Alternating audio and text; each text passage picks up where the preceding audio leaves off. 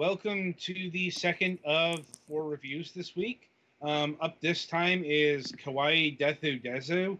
And Galax, why don't you just go, because you clearly have some opinions. Okay, so this game is trying to be a belt scroller, and apparently they specifically say that they're inspired by One Finger Death Punch, which is, we reviewed that. I don't think I super liked it, but at least it knew what it was doing, being a belt scroller. Mhm. The theme here, which is the first of the things, and the first and least of the things I have an issue with it, is that you're a bunch of like monster idols who need souls to compete for the ruler of the underworld or something like that. And therefore, the solution is to kill, apparently, and steal the souls of all of the fans who rush you on stage during your concerts. So, okay, fine. So you'll notice if you're watching the video, and if not, you won't, but I'll tell you, there's no strategy. There's very little strategy here. You're mostly just button mashing left and right whenever there's someone coming you that way, because it gets so crowded quickly that you really don't have a choice. There's not really another option. You can't like strategically place your things. As you gather souls, you gather up a magic bar thing, and then when that's maxed out, you can attack both left and right at the same time to activate a special attack that is like the only thing that actually significantly differentiates the various characters. Like the first character, Death-chan, has a big fuck on flying magic scythe, and I guess actually I think their basic melees have different ranges, and as you raise their levels, they different stats increase, but still the biggest thing is like Death-chan's scythe gets way bigger and hits like the entire side of the screen at once. Sue the succubus shoots shoots hearts and stands still, and Emmy the zombie makes the whole thing into a graveyard and has the ground zombie hands come out of the ground and grab people. And I couldn't unlock any other character because, second, this game is grindy AF. So first off, just to progress through the game, you can't just beat a stage once. You have to beat it, like the first stage I think you only have to beat once, but after that you have to beat stages like 2, 3, maybe more times to be able to unlock the next stage, and also to unlock ranked mode, and endless mode, although there's no fucking point in ranked mode because you don't get more souls in that mode. So anyway, I am in China, which is the second like country you go to. I just finished China. After a lot of grinding to level 1 person up to level 6 to be able to actually beat the last level semi-reliably there. I think there are only like 12. There are 3 places in Japan, 3 places in China, 3 places in America, and there might be another 3 after that. I forget. Brazil. Okay, and there are 3 in Brazil. So there are only like 12 stages, but you have to play each stage like about 3 times for most of them to be able to get to the next one. And even if you do that, like even in China, you're getting like 1,000 souls per run through the stage. So to get to level 1, it takes like 400 souls. To level 2, 800 I think. And then like level 3 is like 1,200, and then after that it goes to like 3,000, 4,000, 6,000, and also unlocking characters. Unlocking Emmy takes 3,000. Unlocking Sue takes 6,000. Unlocking the last character takes 240,000 souls. And you also have to use souls to level up the characters. And if you want, every character has like 4 alternate outfits that you can unlock that also cost like 5,000 souls. So basically, you gotta grind the shit out of the game to get any of the. And there's like a fucking photo mode where you can like look more at prettier art of the pixel waifus, which honestly is one of the features that I have the least issue with in this game, because at least the art is like decent. But it's still ridiculously grindy to get to that. I don't know, it's really unsatisfying when you have to play through mindless button mashing levels many times to progress through a game to get the cosmetic rewards. Like, if all of the characters, or even if, like, it's not like each character, like the first one you unlock costs 3,000, the second one you unlock costs 6,000. It's specific characters. So if they, like, at least let us, like, the first two characters you unlock cost 3,000, then the second two characters you unlock cost 6,000 or something, that would be maybe a little more reasonable, because it would let you actually, like, fucking choose what you're progressing. Instead, you pretty much have one choice, which is to do things in order, because otherwise you're never going to have enough goddamn stuff. Apparently, I saw in one of the Steam reviews, they used to be a thing where you actually, like, got experience to level up your characters. Having the characters get stronger on their own while you're getting souls to do other stuff, I think would have been a significant... I can't say it was balanced well, because I don't know. It's not on the Switch version. But that would be, like, at least a little bit more interesting, where it's, like, rewarding you for using a character significantly. Although this way you can level up characters you weren't using, so I don't fucking know. I think this game might have a mobile version. Does it? A what? Does this game have a mobile version, Adam?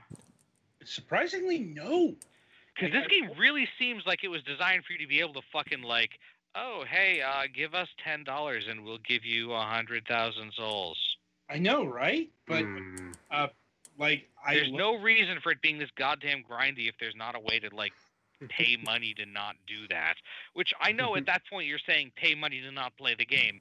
But at this point, when my fingers are sore for playing this game just for like a half hour to try to see who the third character was before showtime, I don't think anyone can argue that playing the game is actually the actual reward here.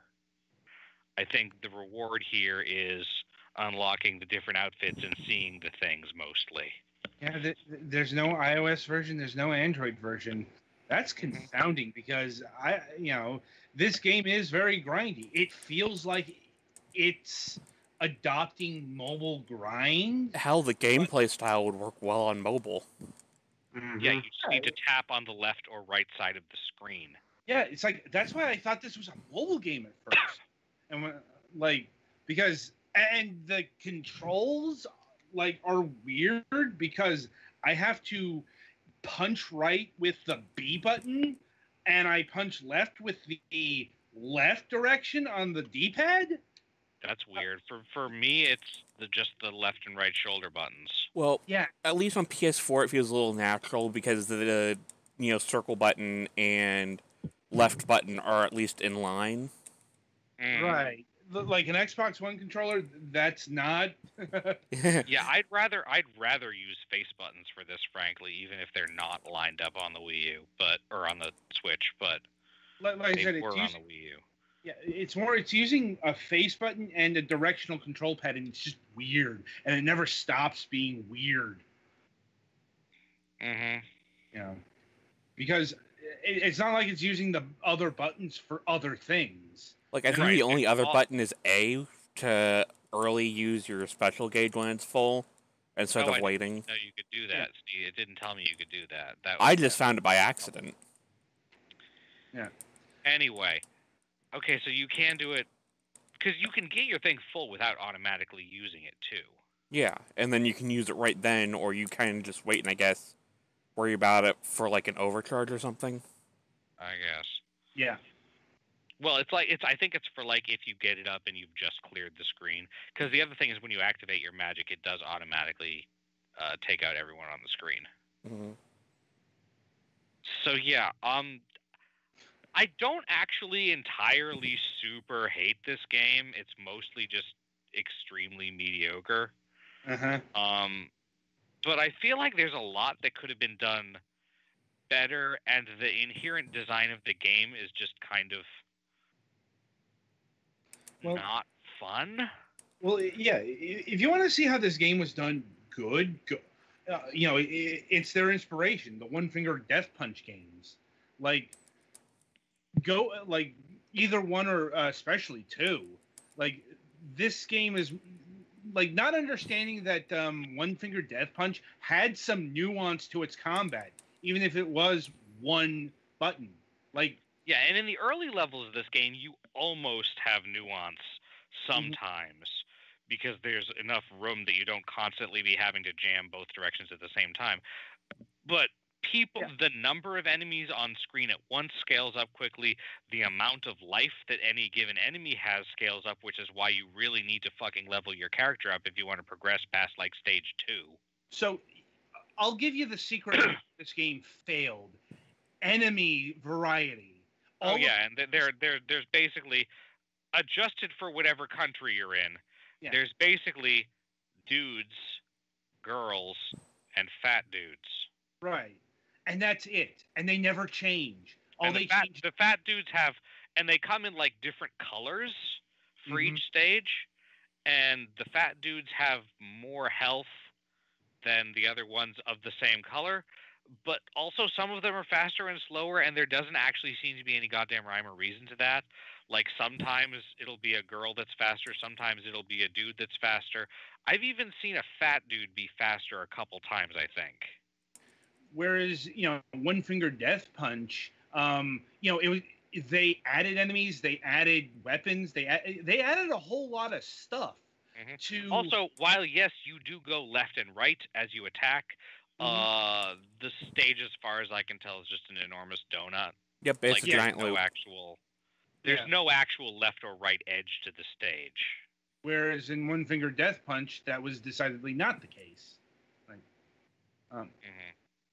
But yeah, it's like this game doesn't get any more interesting. It's the same game in minute 1 as it is in minute 100. Yeah, and the most efficient thing basically will always be to play on the last level you can reliably complete with your highest level character and just mash out souls to upgrade whatever you actually want to do.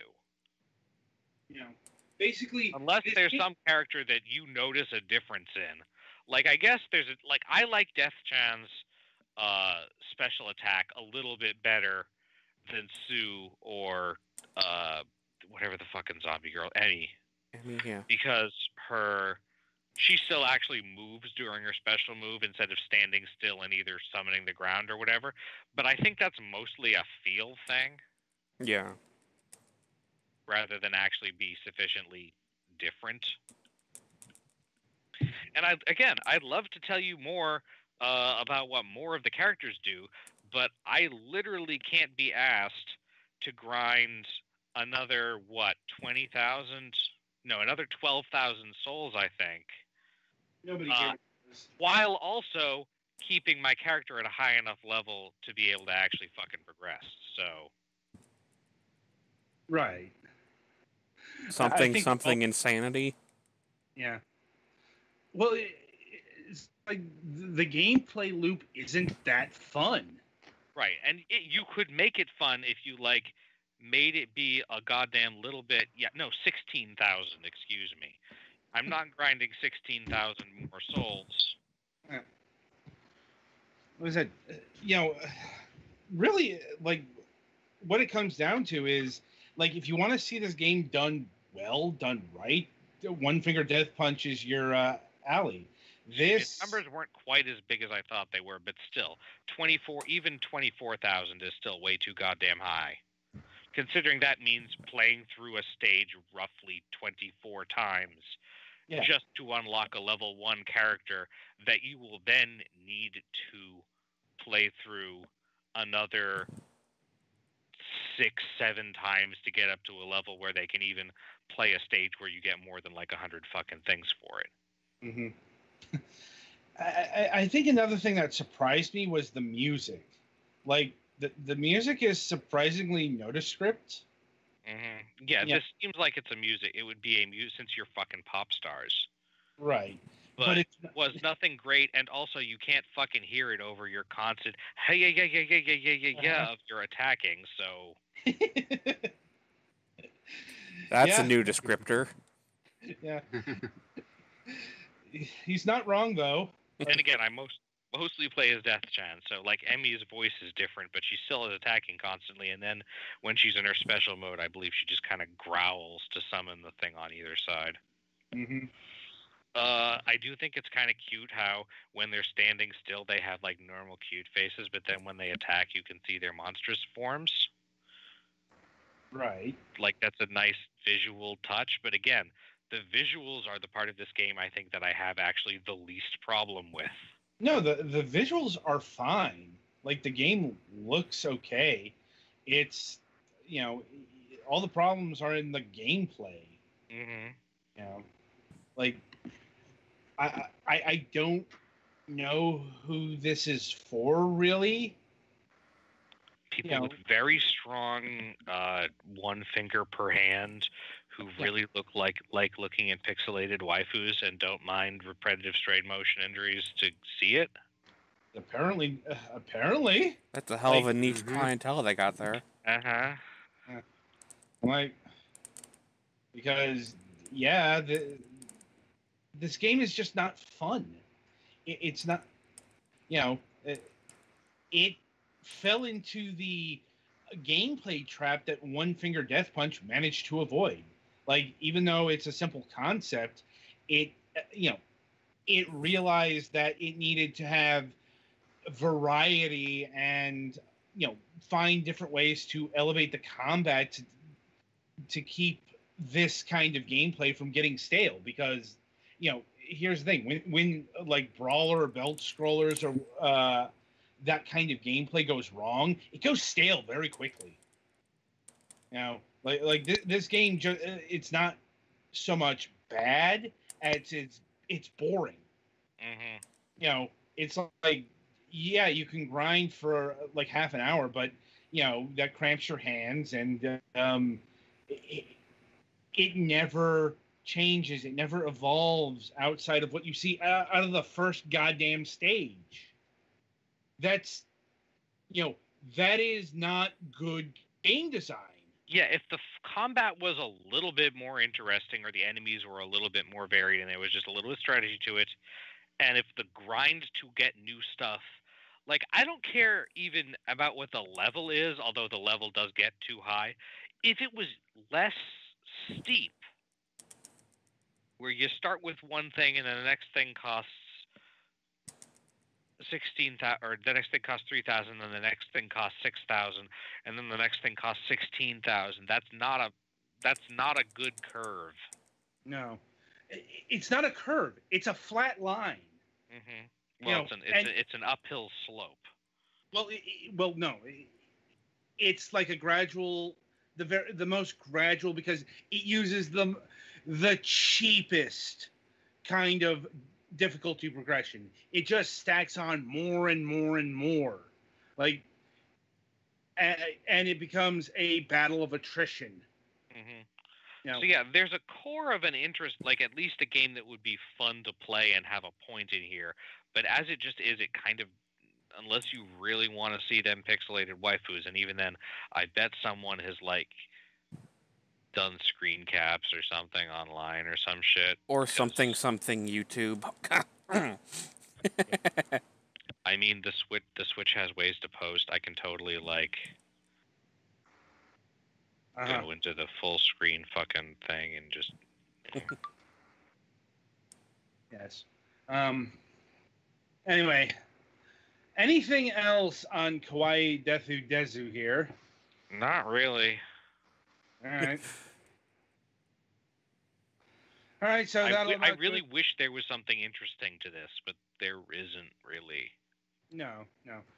I think we've covered where this game stumbles pretty thoroughly.